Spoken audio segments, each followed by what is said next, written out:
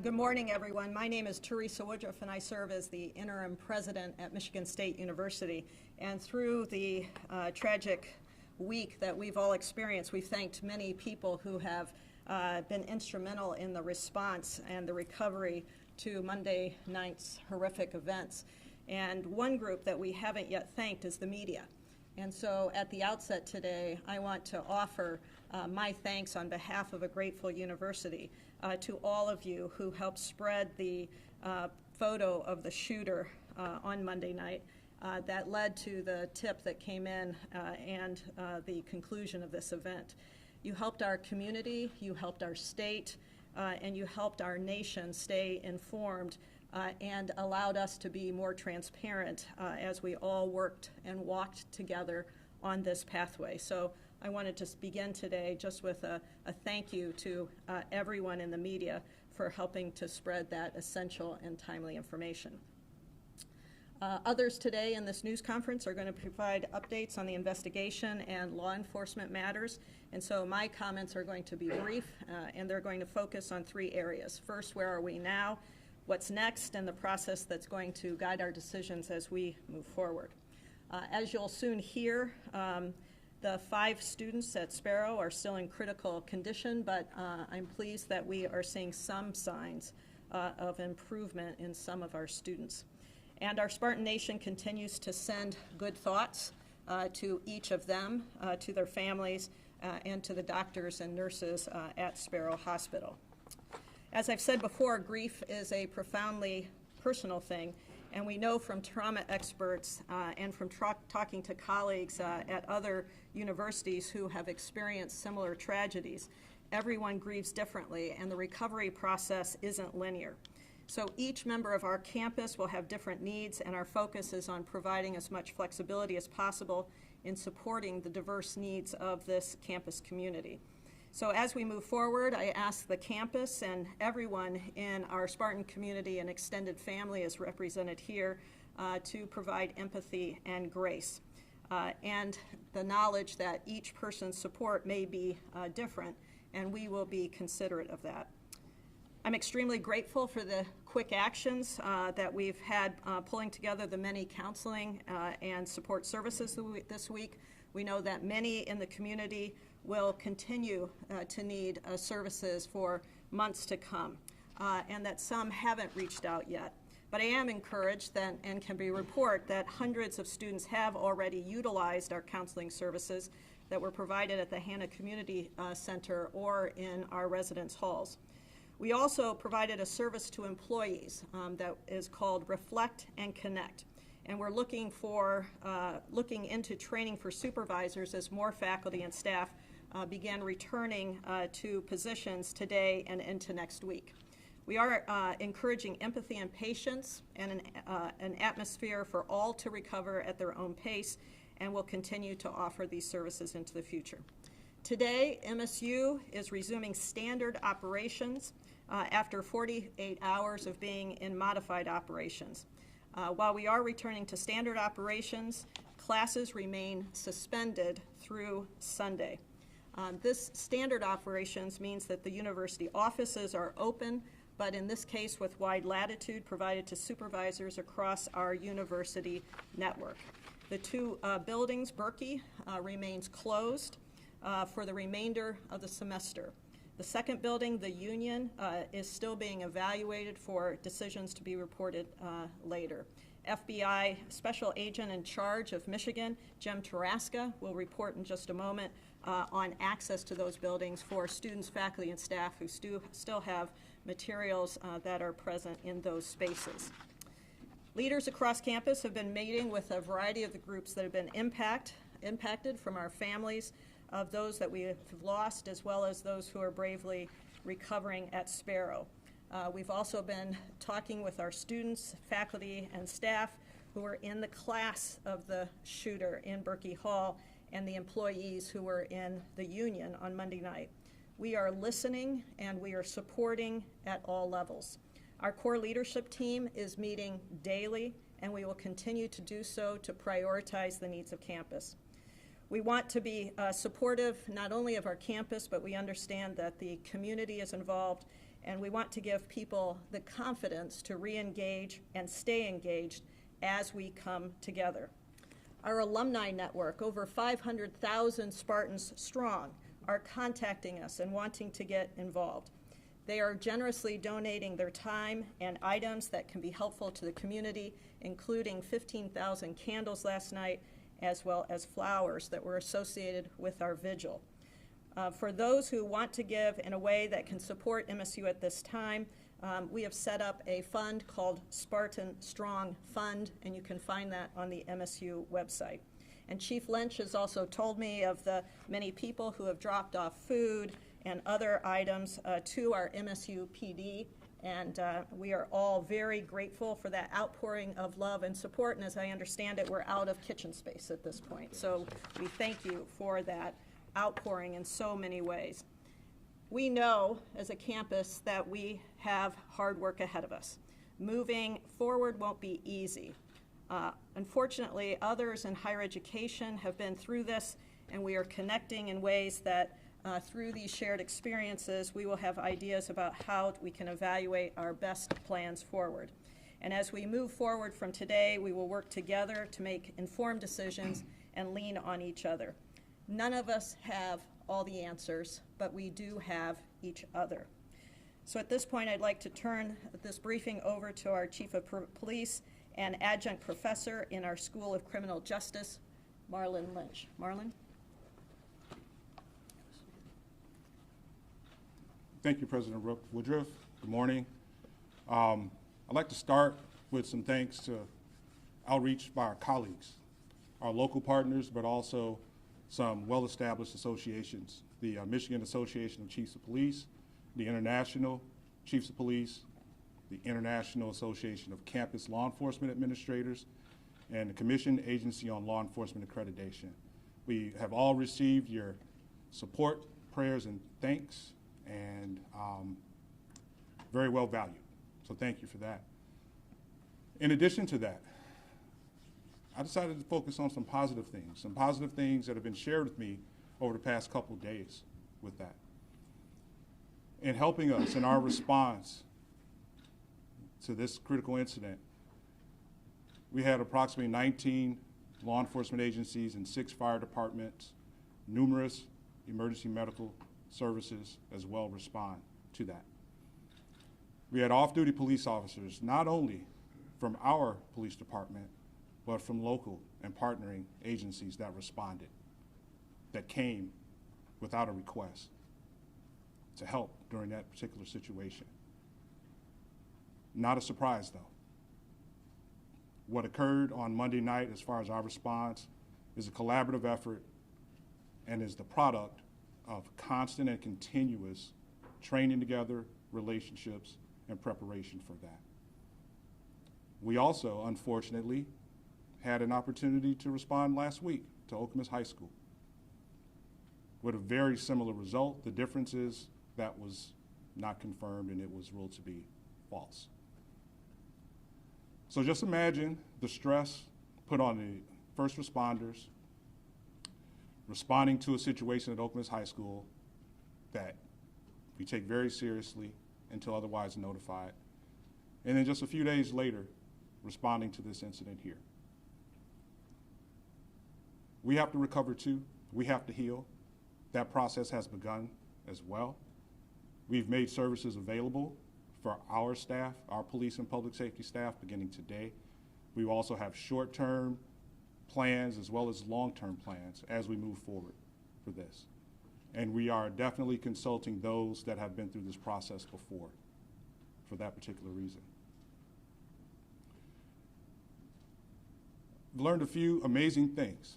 And again, not surprising, just knowing what has occurred and who's involved. Our students that were in Berkey Hall, in addition to being placed in situations that they probably have never been encountered with before,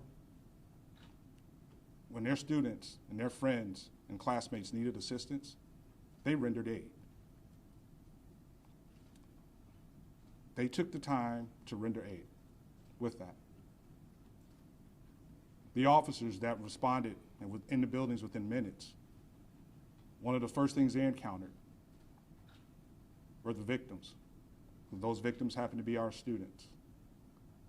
And they stopped to render aid and immediately got emergency medical services on scene to remove them so that they could get the treatment and the care that they needed.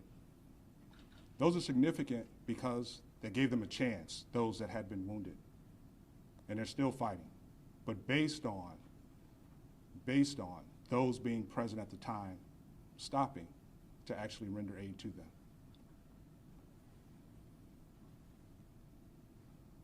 The dispatchers. Dispatch function is a very key component to what we do, our response. And if any of you have heard any of the radio traffic that happened that night, it's amazing. They were calm, they prioritized, they communicated well, they did their job. They did their job extremely well, extremely well. My point in this is to say that it's not based on an individual. We all have roles. When it comes time to actually do what you've been trained to do, that happened. And there's a caring component as well. Some very selfless in stopping to assist when they could have easily have just run out of the building themselves. And there was nothing wrong with that at all. That's part of how they're actually trained. Our students, they have the opportunity to receive that training in run, hide, fight. And unfortunately, some of them during their high school years, middle school years, think about the generation that's here now, they've had to go through that. They've had to go through that. So I found that positive to be able to communicate that with that. Those are some stories that need to be discussed as well. And hopefully that is actually what takes place, which some has already done that, but I think we needed to take a moment to actually state that, the appreciation for that. So what we will hear now will be updates in addition to the Michigan State University Police and Public Safety representative that's here. We will also have Lansing Police Department, Michigan State Police, as well as the FBI come with updates. And again, we appreciate your presence here with that. Deputy Chief Rosman. Good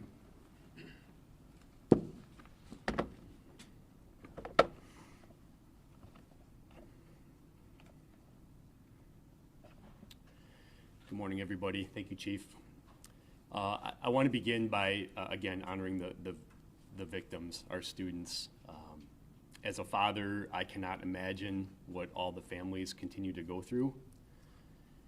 The past few days have been so unbelievably difficult for our officers and our community, and we continue to mourn with our community and start the healing process.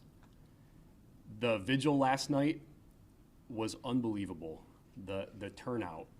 We want to thank our Michigan State Police partners for providing security at that event so our MSU police officers could attend and be with our community and mourn together. And that event truly was unbelievable how many people came from all over the country for that event.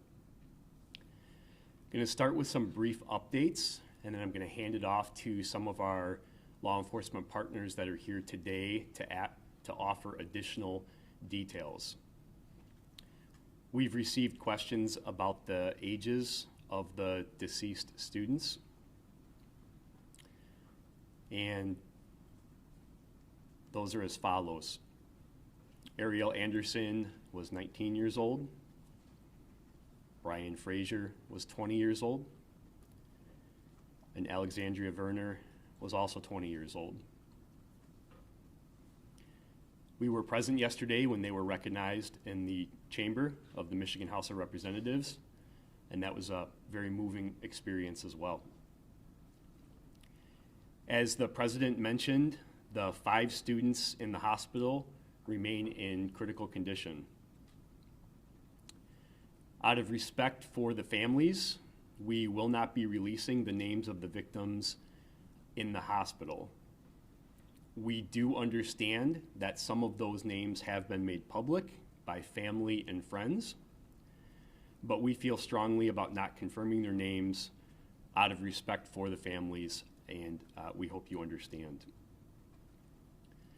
So even though MSU Police and Public Safety is the lead agency in charge of this investigation, the investigation is very complex. It's bifurcated and involves many different agencies.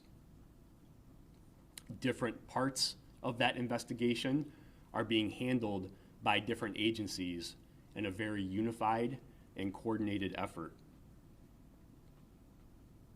That unified cooperation between all of the agencies involved and the resources that have been deployed to campus from all over the country, it is impressive. I'll share a few brief updates regarding the investigation, and some of our partners that are here today will elaborate on some of these details as well. We can confirm that the shooter had 2 handguns on his person when he was located. Those handguns are both 9mm. He also had additional magazines and ammunition on his person. Our investigative team did work with our federal ATF partners to trace those weapons, and we have learned that they were purchased legally by the shooter, but they were not registered. We can also confirm that a note was found on the shooter, and the location that the shooter was located was roughly 3.8 miles northwest of campus. As I said, the Michigan State Police is here today, and they will share additional information about that shooting scene. We want to thank all of our local, county, state, and federal partners for all of their assistance that they've provided throughout this investigation. The investigative assistance that we've received after the initial incident has been absolutely overwhelming as well. As the interim president said, we'd also like to thank the media for being active partners throughout this investigation. Your ability to share our information while understanding the sensitive nature and having compassion for the families is very much appreciated. At this time, I'm going to turn it over to Lieutenant Renee Gonzalez from the Michigan State Police. We will be available for questions at the end. Renee? Thank you, Deputy Chief Rosman.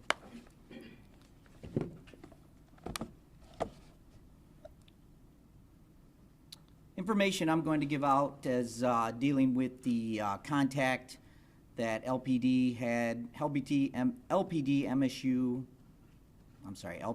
MSP, and our state security officers had contact with the shooter at Lake Lansing and Larch Road. Our detectives responded to Lake Lansing Road and Larch Street, where a subject matching the MSU shooting suspect, Anthony McCrae, was observed walking.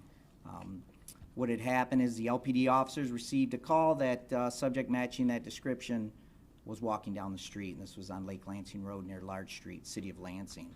Officers made contact, 2 LPD officers made contact with the shooter, approximately 20 feet from McCrae. They exited their vehicle, ordered him to show his hands.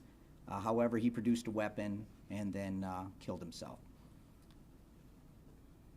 It does appear that from the body-worn camera that McCrae did not verbalize anything to the officers prior to him shooting himself or taking his own life. Once they had waited for 2 additional state security officers to arrive on scene, they walked up to the shooter who was laying on the ground, cleared the scene for their safety, and then started life-saving efforts on him. However, he was declared deceased at the scene. After that, 2 other state troopers also showed up on scene. Our detectives arrived on scene. They conducted interviews with the officers on scene, photographed the area, downloaded body-worn cameras, in-car videos, and did round counts for all the officers to ensure that no rounds were fired. On scene again were 2 troopers, 2 Capitol Security officers, 2 Lansing Township PD officers, and also 2 LPD officers. Search was done after the scene was secure of McRae's residence with a search warrant that was authored by MSU PD along with LPD. At the residence, a cell phone was collected, journals of sorts, miscellaneous writings, and fired 9mm casings. McRae's father was also interviewed on scene by the MSP detectives at the Lansing Operations Building. Once the search of the residence was completed, detectives began a surveillance canvass to attempt to track the shooters once he cleared the MSU campus until he made contact with the LPD officers. They were able to track his journey from the MSU campus to where he was made contact. They are conducting additional surveillance canvases to see if we can find anything else on where he might have been. Detectives are also assisting with downloading information from McRae's phone, following up on CATA, as 2 additional bus tickets were found in his possession. Found on McRae were 2 handguns, the one he shot himself with and another in his backpack that he was carrying. He also had a loaded magazine that was full to capacity in his left breast pocket. In the backpack, he had 8 loaded magazines of 9mm ammunition, along with a pencil-sized pouch containing 50 rounds of loose 9mm ammunition. He also had 2 empty magazines on his person as well. 2 pages of notes were found in his wallet, which was on his person as well. Those are that was the note that indicated where he was going to visit, and also kind of gave an indication of why he maybe a motive, but nothing that we can actually confirm just yet. The investigation is ongoing, and at this time, we believe that there were no other subjects involved, and McRae was the lone shooter in this incident. I'll now turn it over to Chief Soulsby.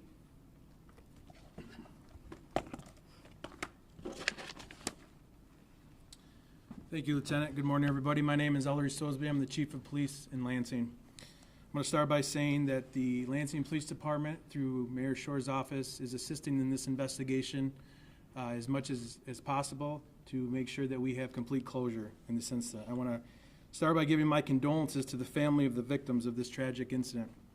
Being a father of a son who is recently accepted to this great university, I can't even imagine the pain that the families are feeling right now. I want to thank the officers who responded without pause to this critical incident. Many of those, as has been mentioned before, were off duty and dropped everything they were doing to come assist to make sure that there were no more losses of life and to prevent this tragedy from getting any larger. I want to thank the citizens who, along with the media's help, saw something and said something. Without them, we may not be in this position here today. I'd like to clear up just a few things, a few topics of misinformation that we have been asked about either the accused McRae or the address, the Lansing address on House Street in the city of Lansing. LPD has not responded to any welfare checks for Anthony McRae. There was a welfare check at the address on House Street on February 5th, but was not related to the accused. And LPD has not been called in any way to any shots fired at this address. The call history for the accused in this situation is very limited, but I will share this with you now to hopefully avoid any questions in the future. Starting back in 2005, McRae was contacted for a larceny complaint by the Lansing Police Department. 2006, a traffic violation. 2007, a traffic violation. 2007 again, another traffic violation. And in 2019, he was arrested by the Lansing Police Department for a CCW, which is a carrying a concealed weapon, which he was arrested for. And for that case, that weapon is still in Lansing Police Department custody.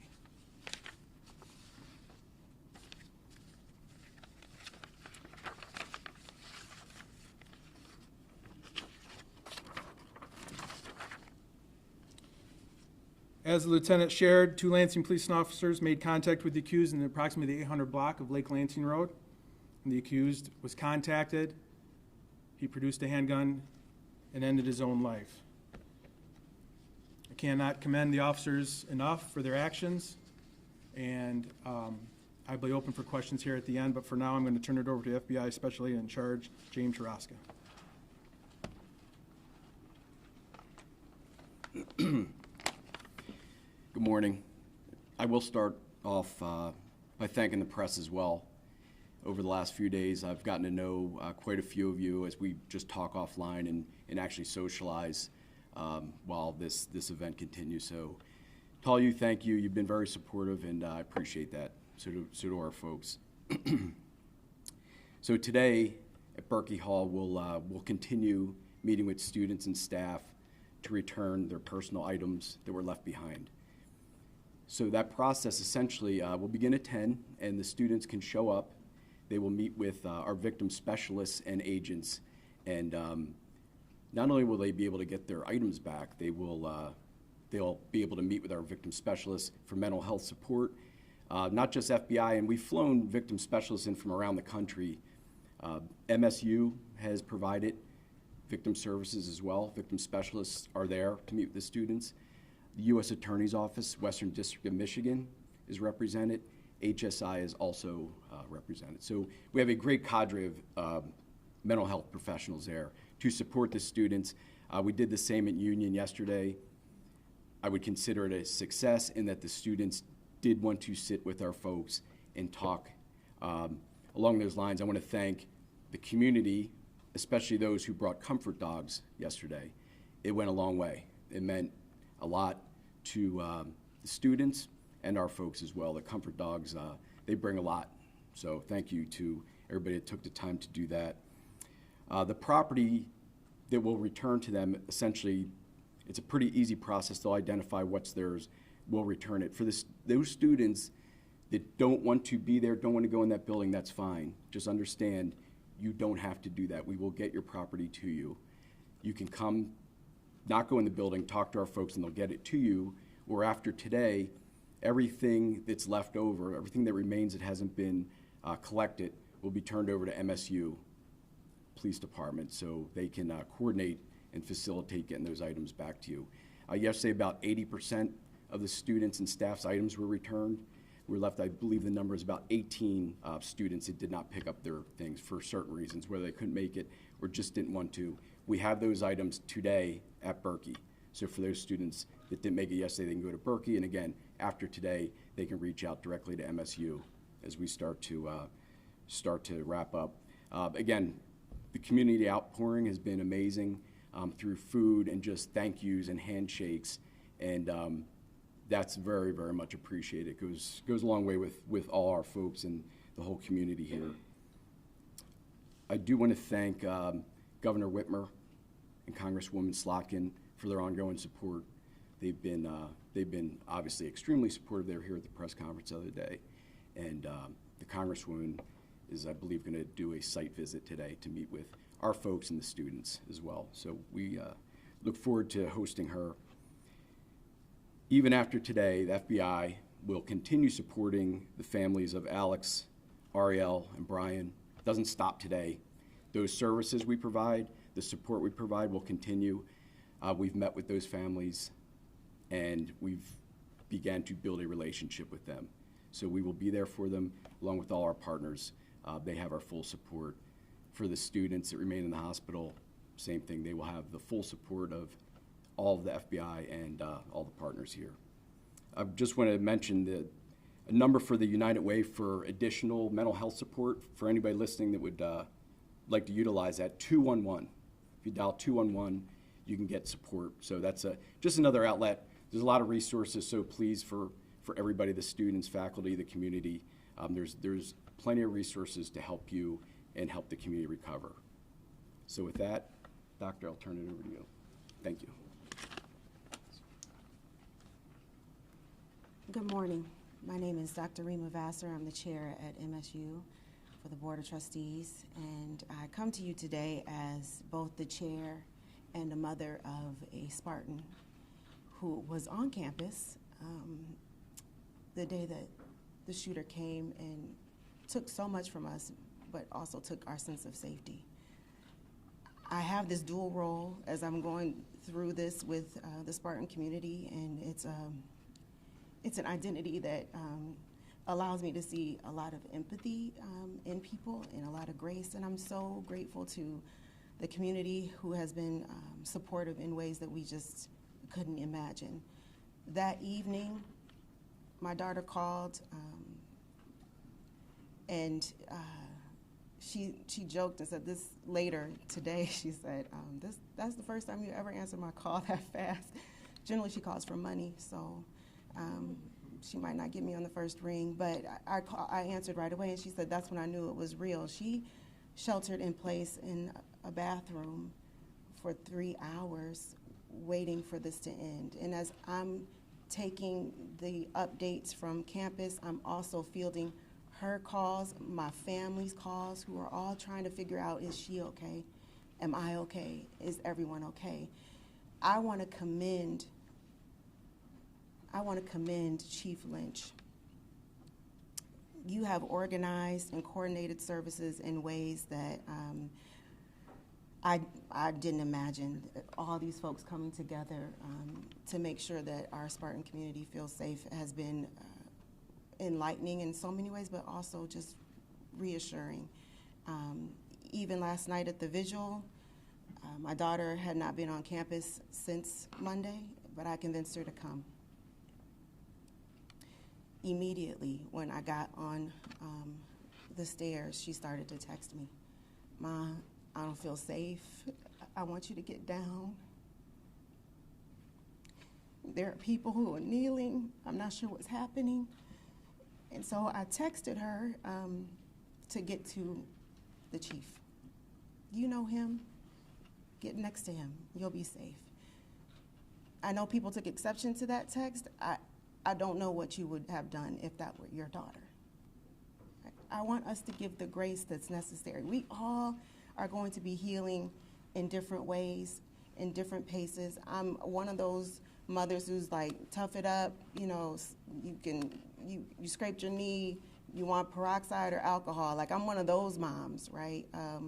But I'm giving my daughter, who is a kind, low-key, cool kid, a lot of grace. And I want that grace extended to all students, all staff, and all faculty. The board has gone to talk with Ariel's parents, Alexandria's parents, Brian's parents. Heart-wrenching discussions. Our hearts go out to them. We have offered all our services to them. We also went to Sparrow to meet with the families whose children are fighting for their lives right now today. And it was amazing how gracious they were. They're asking how we're doing. I mean, just the Sparrow community has been absolutely amazing. That was the quote from one of the fathers. And so I'm grateful to them for their service to these families. This is a hard time, a tough time, but we're going to get through it. In the coming days, the board will continue to meet with the administration. We'll continue to get updates from Chief Lynch around what has happened, debriefing what we know to be true, what could be different going forward. And we also are meeting with faculty, staff, and students around their issues of safety and where they felt the safest and why, right? And how we can recreate those kinds of places all around campus. The board is committed to making sure that we are united on the other end of this, and that Spartans from all over the globe can come to this campus and feel like they will be safe. We will not have our safety and security stolen by a man with a gun in this senseless act of violence. It will not happen. I will open it up to questions and turn it back over to that. And I tell you what, before we open it up for questions, I do just want to highlight that, you know, again, this investigation that's ongoing is so massively complex that you may have questions that we know the answer to, the folks up here today just might not have that information. So please be patient with us. We will do our best to answer all of your questions. We have remained committed to being transparent and sharing as much information from the very beginning, and that remains. Please understand that as we move forward, there's so many questions that you have. We may have to get that answer and get back to you. So with that, I'll open it up to questions for any of the speakers that are here today. So in the back, go ahead. Good morning. Thank you for sharing these updates with us. Adrienne Rogers from CNN, also a 2006 graduate. First question, what's on your heart today?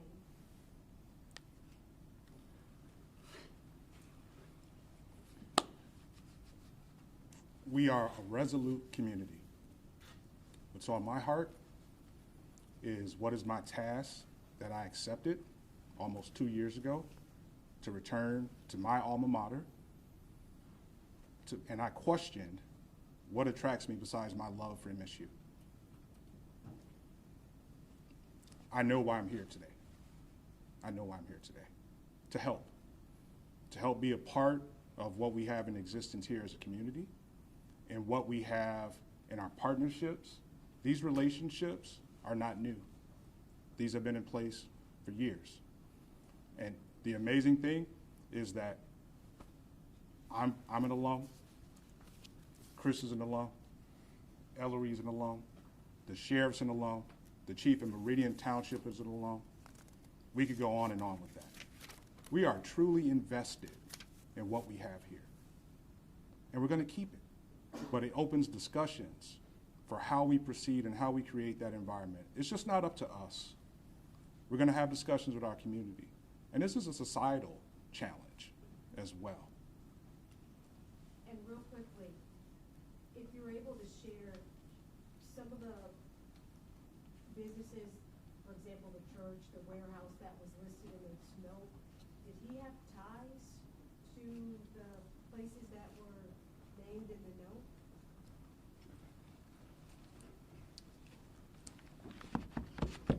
Reference the note with the listing of the businesses. Through our investigation, we found that he had had contact with some of those places. He was an employee of the Meyer Warehouse at one time. And a couple of other businesses, it appears that he'd had some issues with the employees there where he was asked to leave. So it looks like possibly a motive for that was he just felt slighted, and that's kind of what the note indicated. The surveillance image obviously proved pretty important for capturing Mr. McCray, locating him. But why did it take 3 hours to get that out? Like, do you have real-time monitoring of cameras on campus? What was the process of actually going through that? Yeah, that's a good question. You know, we have thousands of cameras on this campus. We've worked recently to enhance that even further. That system is complex, and our investigators immediately began reviewing surveillance footage. It did take them a little bit of time to locate that due to the number and the volume of cameras that we have. And we didn't know what his path was at that point. We didn't know which door he exited. We didn't know which route he took. We didn't know where he went after he left those buildings. When our officers arrived on scene at both of those locations, he had already left the building. We didn't know by which direction, which door, and so we immediately began reviewing surveillance footage. As soon as we located that image, we immediately pushed it out on social media. My understanding is that the caller actually saw it on one of the news stations, and so we've already said this, but we can't thank our partners enough for amplifying that.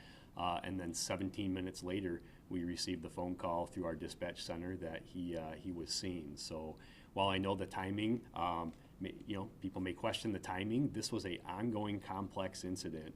And it took a little bit of time to find that image, but we worked valiantly, and I commend our investigators that set their rifles down and turned around and started looking at video on the computer to locate those images. Do you have real-time capability right now, though?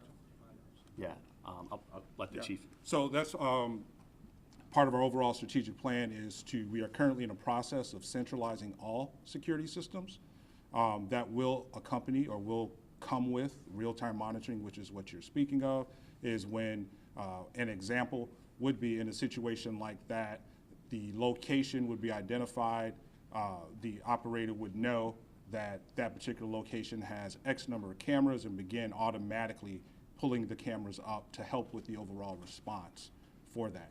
That's something that's in development. That was an initiative that we announced in the fall with that, and that's currently underway with that. I want to go back to the state police on the letter, if we may. A couple things. I just want to make sure I understand the correctly. You confirmed that the letter said, "Hi, my name is Anthony McRae," and later said, "I will be shooting up MSU." Can you confirm that? That I can't confirm. I have only gotten some information from the letter. I have not read the letter, so I'm not sure exactly what that says. So I can't confirm nor deny that that was on there. So businesses were threatened, a church was threatened, and then a school district in New Jersey as well, correct? That's true. And you mentioned the connections potentially between the businesses, and can you say anything about a connection to the church and also what the connection to the school district in New Jersey was? I know there's talk about it having been part of that community, but specifically the school district? The school district can't comment on why he was threatening that specific school district. We just know that he did have some connections to New Jersey, but that was years ago. So I'm not sure why he was bringing that up so late in the game. And the church? The church, I have no information on that as well. Okay, and then he also in this letter, correct me if I'm wrong, claimed to be the leader of a group of 20 killers, is that right? That's true, yes. Can you give us a sense of how you were able to invalidate that claim if you have found that to be unsubstantiated? Because obviously once the suspect's body was found, an all clear was given on the campus. So can you just give us an idea of how that was found to be unsubstantiated? Yes, through our interviews with the shooter's father, we brought that up to him, and he had mentioned that his son does not have any friends. He pretty much sat in his room most of the time. He ate, went to the bathroom in there. So he pretty much never left his room, and his father didn't believe that he had any friends, let alone 20 of them that would help him put this out. So we kind of determined that he was the lone shooter in this. And is all of that done before the all clear was given on campus? Yes. Yeah. Well, actually, yes. That's something I'd have to let Deputy Chief Rosman answer to as far as when the all clear was given, but just what we did with our investigation on our end. So then just to follow up on that, obviously there's a lot of students, a lot of families who are going to be learning about these revelations. What can you tell us about the timeline of getting those claims, disproving them, and where alerting families when in the event that it was all clear? Sure. And I would point out that it's easy to, in hindsight, look at this was happening very rapidly. What I will say is at the time that information was received, that the note was found in his pocket, we had already established not only a unified command post in the field, but we had activated our emergency operations center, and information was being shared live time between the unified command post, our emergency operations center, operating under our incident command system. And so that's the reason that we were able to get information so quick from the scene where the shooter was found, the note in his pocket, and relay that information live time to the people like myself that were making decisions on what information was accurate to communicate with the public. And at the time we had to make a decision whether we believed that the statement about there being 20 people involved was credible based on the information that we had at the time, and I stand by that, and we continue to stand by that. We do not believe that to be accurate, and that's why we did what we did. So thank you for the question. I'm going to go somewhere to somebody else here. On the timeline on this, the tweet, so I just want to make, because your department put out a tweet at 12:28 a.m. saying there is no longer a threat to campus. So at that time, when that tweet is put out, your department has already been made aware of the claim of 20 other shooters and has already disproven or looked into that. We had already received information from the scene, very detailed information from the scene, and we processed that information and made that decision. Yes, that's the answer. Yep. Hold on. In the back, right there. News 10. Quick question for Chief Sosby and then the President. Chief Sosby, will you be releasing the body camera video from the Larch and Cedar Street like that with previous investigations that are going on? When we are involved in a situation like this, our policy and procedure is to release the video. However, this investigation is being conducted by the Michigan State Police and Campus Police, so we'll leave that determination up to them as to when that body camera. President, you've done it with a couple officer-involved shootings. Correct. All state police Yes, that's true, and in cases that we do that, we are in full cooperation with the investigating agencies in this case. And then for the president, real quick, Berkeley Hall is closed for the rest of the semester. The union's closed for now. What happens after that? Are you going to go through a remodel like Oxford did? Or are they going to be completely torn down or rebuilt like Sandy Hook? Or what's the process? Our leadership group is meeting, and we're making determinations on the disposition of each of the buildings in real time. So I don't have an answer for that at this point. Question for Police Chief Lynch. Hey, everybody. I know there's a lot of questions. We're going to do our best to get to all of them. So in the back on the suit and tie. I'm sorry, suit and tie right behind. Yep, go ahead. Any reaction on the fact that McRae, because of that plea deal 2019 in the Lansing case, was able to purchase these two handguns? And to follow up on that rumor going around that he had been turned down for a job at MSU, and that could have been a possible motive. Your comment on both. I'll address the second question first, and I'll see if anybody wants to take the first. That is part of the investigation in terms of his connection to MSU. We can find no connection to MSU at this time. He was not a current student faculty staff or a former student faculty staff. We are aware of that claim as well. We are investigating it, and I don't have an answer for you right now, but it will be reviewed as part of our investigation. I will address the charge act question. Can you ask it again, please, so I'm clear? Reaction to the fact that the 2019 case that your police department handled was pled down by the then prosecutor. The way it was pled down allowed him to buy these two handguns that were on him on early Tuesday morning, Monday night and Tuesday morning.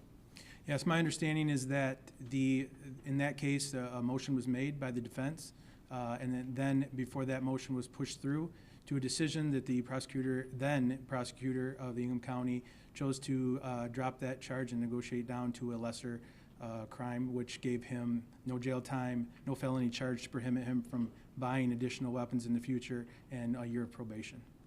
But that prosecutor is no longer in Ingham County. Should that have been allowed? Pardon me? The prosecutor had some more hindsight to obviously plea deals are happening all the time, but We would all hope that a prosecutor would uphold the law as it's written. There's always room for some type of discrepancy or discretion. However, that one will be under scrutinized for a long time, I'm sure. Do we know that he bought the gun? I thought you guys just said purchased legally. Can you confirm that? He did purchase the gun legally. He was allowed to purchase the gun. There was nothing in place to prohibit him from purchasing a firearm. Right here, go ahead.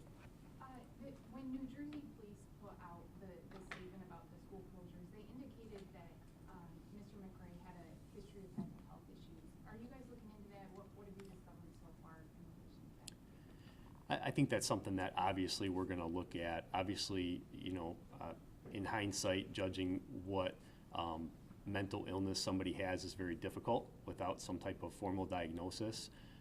Obviously, in this case, there appears to be indications that may be the case. It's going to be difficult to confirm that, but I think that's a question that we have as well, is if he did have any mental illness and did it play into this particular incident? And we'll be looking at that comprehensively as part of our investigation. Right here. Can you share possibly how close you are to his motive? Anything about his motive that you can share with us? Yeah, again, like Lieutenant Gonzalez said, that's a difficult question, and we've said that from the beginning. It appears, based on the content of the note, that he felt that he was slighted in some way by people or businesses. Did a mental health issue amplify that, or was it a component of that? We're not sure at this point. I just want to assure everybody that that's the question on all of our minds, and we're working our best to try to determine that as best as possible. And we've committed to sharing accurate information, and I don't have an accurate answer for you right now, other than to say that we continue to look at that and attempt to determine the actual motive. And was he a member of the church? I don't have that information. So, right here. Yeah, for Chief Lynch. Police reported a lot of misinformation and false reports coming in Monday night. Some of that information was broadcast on the scanner, which we know a lot of students were listening to in real time. Do you think that contributed to the panic on campus? Most definitely. Misinformation is, it's self-defined by how it's stated, right? And if that's what's going on, what else do you have to believe if you're listening, actively listening to a scanner? And that's why we were communicating in the manner that we were. Please utilize us as your source for information with that. So related to that, there's a couple points that police put out reports that turned out to be false. So of a shooting at IM East, or of someone actively shooting as late as 11:30 p.m. Did those false reports you were getting make your job more difficult? And how did you determine what to put out on Twitter or send out an alert? So those were reports received through dispatch that is then coming to us. The way that the coordinated operation, how we set up, is that there were teams assigned to buildings, and then we had response teams that were set up to respond to calls. We operate on trying to verify and go from there. And so when we receive calls like that, if that's what you hear on the scanner and that's how we're being dispatched, we're sending officers to that location. Those officers get there, they get to IM East, no signs of shooting, not hearing anything. That's the response. But so how is it decided to put something out on Twitter or make an alert? Well, we know that there is a scanner that people may be accessing it. And so when we have the opportunity to verify or to confirm that it's not true, then we do that. That's part of the overall decision-making process with that. What is the value of doing that at that particular time? And so putting out 11:30 that there was still someone actively shooting was what that alert said. Could you talk about the decision-making for that one? It would have been based on what information that was used at that time to have that decision with that. It's all real time. It's very nimble with that, and that's why we should be the source of information. The professor who led the classroom when the shooting started in Berkey Hall said that there was no way that he knew of to lock the classroom from the inside. Is that the case in classrooms across campus? And is that best practice to not have a locking mechanism? Most K-12 schools, for instance, in these instances, have a mechanism for teachers to lock the classroom doors. Well, I'm not familiar with the statistical information for K-12, but would be the fact is that we have 400 buildings as opposed to maybe 1 or 6 with that. And so the sizes are definitely going to vary with that. Our practice currently is to not outfit each and every classroom with mechanisms like that. There are a couple of reasons why or why not to. That's in a discussion in itself on the advantages, the pros and cons with that. However, those components, these coming days and discussions we're going to have with our community is we'll lead the discussions, but we'll present options. And as a community, we'll decide on how we proceed with different physical security, police officer presence, potentially security officer presence, additional security systems. All of those will become part of it with that. But today, that is not how we're set up in all of our classrooms with that. Chief, you mentioned that students rendered aid to each other. We are hearing reports that possibly one of the students killed acted heroically and tried to take the shooter down. Can you verify those reports? I know it is still very early in the investigation. Mm-hmm. I couldn't speak specifically to that action with that. Lots of information being fielded at this time. What I shared at the beginning of this press conference was what was shared directly with me by individuals involved with that. I wouldn't be surprised if that were the case, but at this time I just couldn't confirm that actually took place. And then a very quick follow-up. I know that you mentioned you are not going to be identifying the 5 students who are still in the hospital. Are you able to confirm that 2 of them are exchange students from China? Is that something that you can speak to? No, not at this particular time with that. We do know that we do have some international students, but couldn't confirm at this time where their home country is. Neighbors? Let's go in the back here, over on the left. I just wanted to, maybe this for MSP, you said that you were able to complete his journey from campus to the site where he shot himself. He had all this ammunition that kind of leads you to believe he had plans to do more. I mean, was there any point in there where they seem in a hurry What, did he stop at other places and kind of contemplate doing something, or was he calmly walking home? It looked like from looking at the video that we did have portions of, that he was just walking home. His ending spot at Lake Lansing Larch was just around the corner from his house on Howe Street. So it appears that he was just heading home. Was the church or the warehouse anywhere in the area? Like, did it seem like that was the direction he was going? No, it appeared to us that he was heading home when someone just spotted him from the picture we put out on him. Neighbors have said that they called the cops about hearing shootings at the father's house. if- Were those not if- responded to? If you don't mind, is everybody okay if I call on people? Is that okay? I appreciate it. I'm just trying to keep things a tad bit orderly. It's okay. I'll come back to you though. Right here, the ma'am in the black vest. Yep, I have a question for the president. What do you have to say to students and future students who say that this shooting, the university is tarnished by this shooting? I believe we are a strong community, and we will not allow a single individual to take our university from us. And we heard that loud and clear from many of our students. We are still processing, but this is our home. This is our university. Brown jacket right here. Were the two handguns purchased after the arrest in 2019? And do you know, or can you clarify where they were purchased? I don't know if we have that information. I don't think we're prepared with that information right now. We may be able to share that in the future. We just don't have it right now. So, in the back, go ahead. Yeah. Okay, sorry about that. Yeah, just multiple neighbors have said that they did call the police about issues of hearing gunshots at the father's house. Were those not responded to? Were the neighbors not accurate on that? What the information that we have is that those are not accurate. We checked all our call logs along with our dispatch logs, and we have not received, the Lansing Police Department has not received any calls for any shots fired at that residence. Right here. Go ahead. Thank you, for President Woodruff. Thank you. I talked to two students who have been distributing a petition with about 11,000 signatures for some sort of Zoom or online option for the rest of the semester. It's similar to what's offered at Oxford High School. Has there been a discussion of that in the administration? Yes, we've discussed that, and there's ongoing discussions.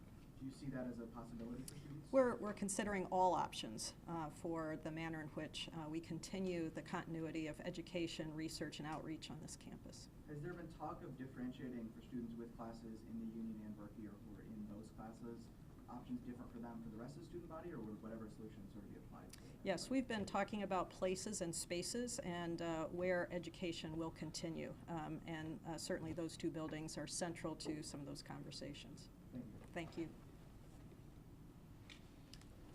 Yeah, there's been a lot of details today about, what was in the note. Can you just clear up, what exactly was in the note? I know it was mentioned earlier about a possible why. Can you say what possibly you know about the motive to this point? So again, I really do think we've said all we can about what we think the motive might be. I commend and appreciate the Michigan State Police sharing as much information as they have about that note. I really think that's all we have to share at this point. We'll continue to evaluate that note from a lot of different angles, a lot of investigative avenues. If we determine anything else, if that note is of any additional value, we may share some more information in the future. But as of today, I think we've shared what we can in terms of the content of the note. Let's do one more question. Right there. Go ahead, shirt and tie. Yes, this is for you. I do want to preface that we do want to share those stories of students and officers left remain. But Deputy Chief Brosnan, you previously mentioned that there was an overwhelming police response.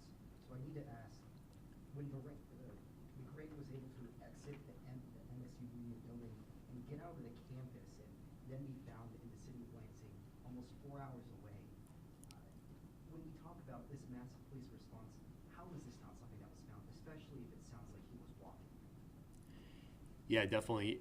And like we've talked about already today, the chaos that ensued and the information that we were receiving, due to the number of reports that we were receiving on campus, we actually at the time thought that he was still on campus. I mean, we had no indication at the time that he left campus.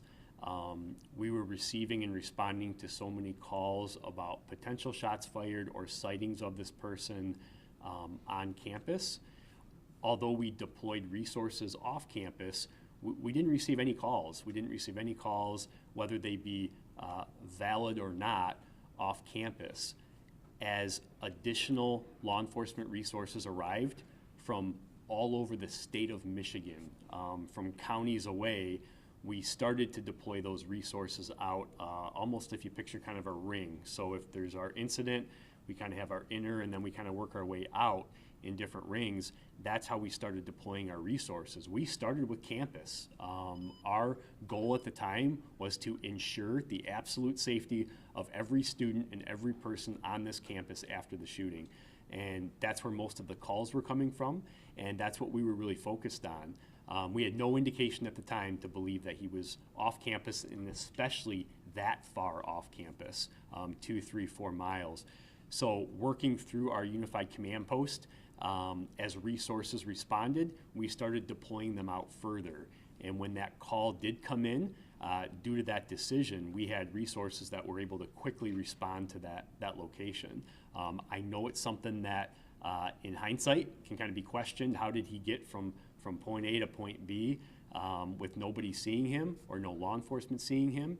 And all I can do is assure you and the community and our students that we were acting on the best information we had at the time, making critical decisions that we still stand by, and deploying our resources in the most efficient and effective way possible to ensure the continued safety of campus, which we did.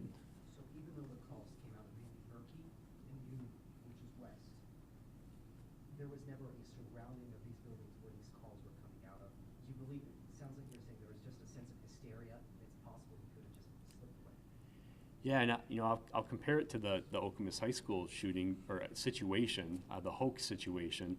When that happened, we all thought that was real. When the additional calls came in that there were additional shooting scenes on campus, we thought those were real initially. We responded like they were real. We reacted like they were real. We sent tactical teams and inserted ourselves into those buildings, and our officers, following their training and their drive, entered those facilities ready to hunt somebody down and take them out and prevent them from ending any other life. And that's what we did. It took us a while to determine that some of those were false, were hoax calls. So as we were working through that information, we were actively responding to those scenes and deploying our resources. And you know, it took us a while to determine. You heard it, everybody here, it sounds like was listening to the scanner. I mean, we were listening to the same thing. A lot of those calls sounded real when they went out. We thought they were real, and we responded like they were real, and we were ready to do what we're trained to do. So I do want to say that we all have a lot of questions, particularly me, my daughter I was getting live updates about what was happening in real time, and transparency is one of the priorities of the board. So as new information comes, I'm expecting fully that we'll all be apprised. I did want to add one update. Sparrow has called and let us know that one of our students has moved from critical to stable condition. And so I just want you to continue to pray for those families, pray for the families who will be having services over the next couple of days, for their students who have not made it. They sent their students to Michigan State for a quality, world-class education, and now they are they're holding services for them. So just hold them a space for them in your hearts, and continue to wish the best for those who are still struggling. But that was the good news, that we have at least one who has improved. Thank you.